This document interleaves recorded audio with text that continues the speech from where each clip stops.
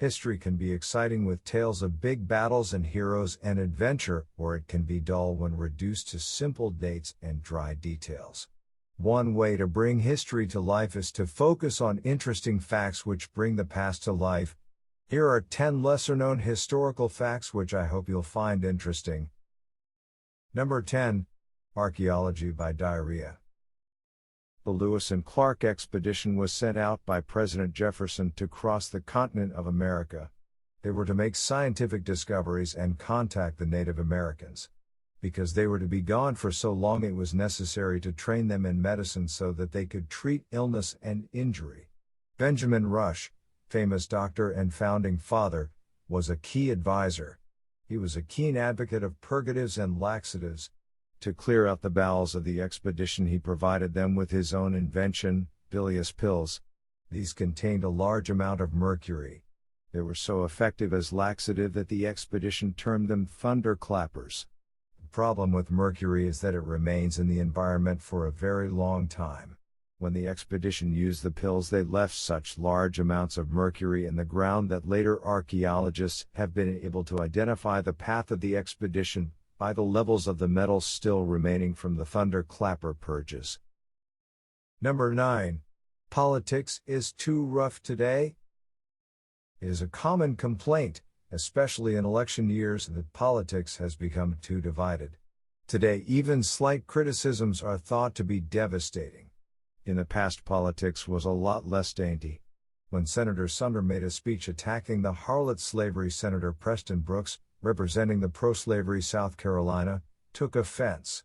2 days later, on the floor of the Senate chamber, Brooks approached Sumner and began to thrash him with a heavy walking stick.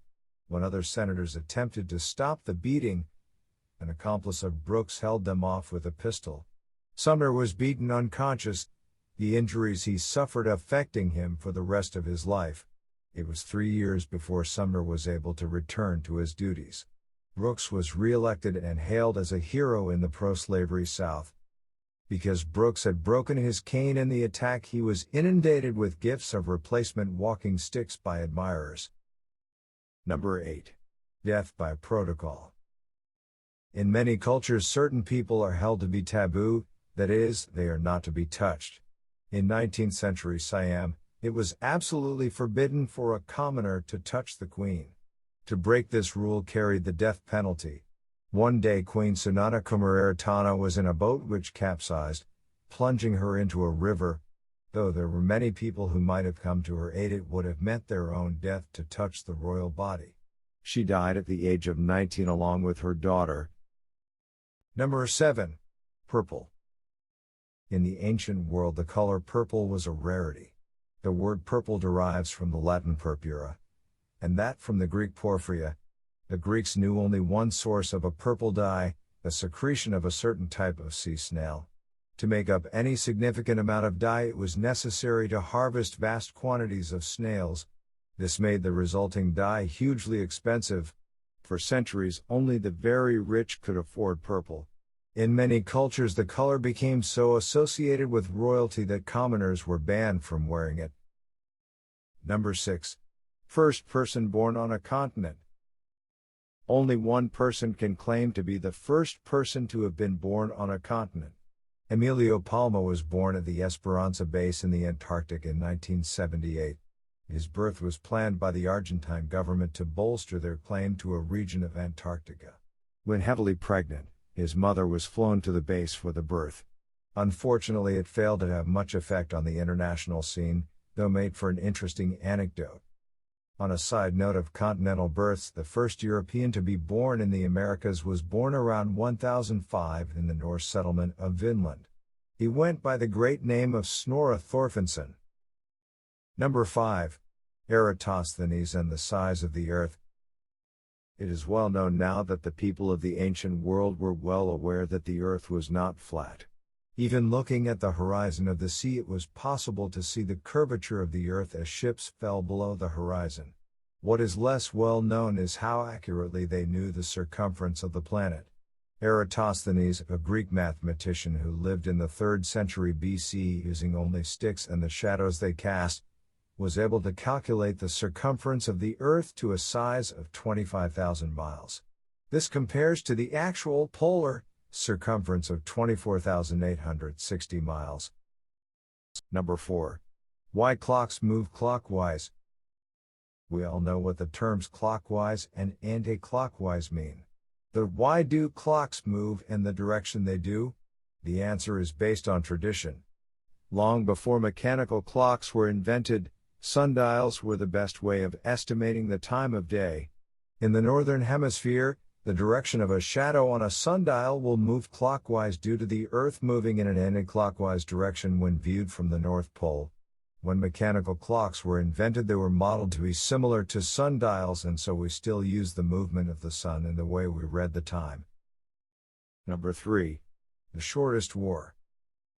The Anglo-Zanzibar War of 1896 is the shortest war on record, lasting an exhausting 38 minutes. After the death of the pro-British Sultan Hamad, he was succeeded by his nephew Bargash. The British favored another candidate. With Bargash in the Sultan's palace refusing to abdicate, the British gathered a fleet in the harbor beside it. An ultimatum was delivered requiring Bargash to step aside by 9 a.m. on the 27th of August. When no reply was received, the British opened fire at 9:02. The entire fleet of Zanzibar, a single royal yacht, was sunk and the palace caught fire. The Sultan's flag was removed and the firing stopped at 9:40.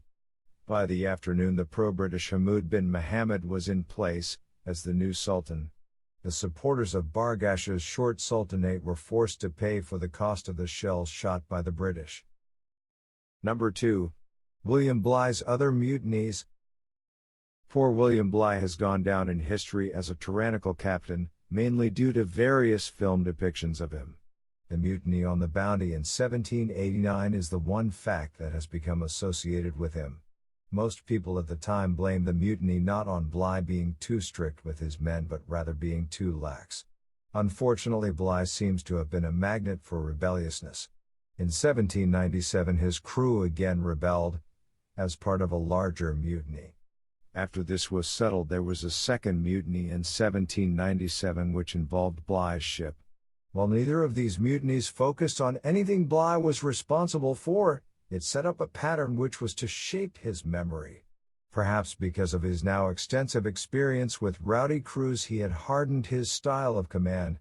The now harsh Bligh was made governor of New South Wales in 1806. He antagonized several important people in the colony, and in 1808, in a mutiny known as the Rum Rebellion, Bligh was arrested and held captive for 2 years. Had these mutinies not occurred, Bligh would be best known today for the transplantation of the breadfruit to the West Indies. Number 1. White House pets. I recently wrote a list with unusual facts about the U.S. presidents.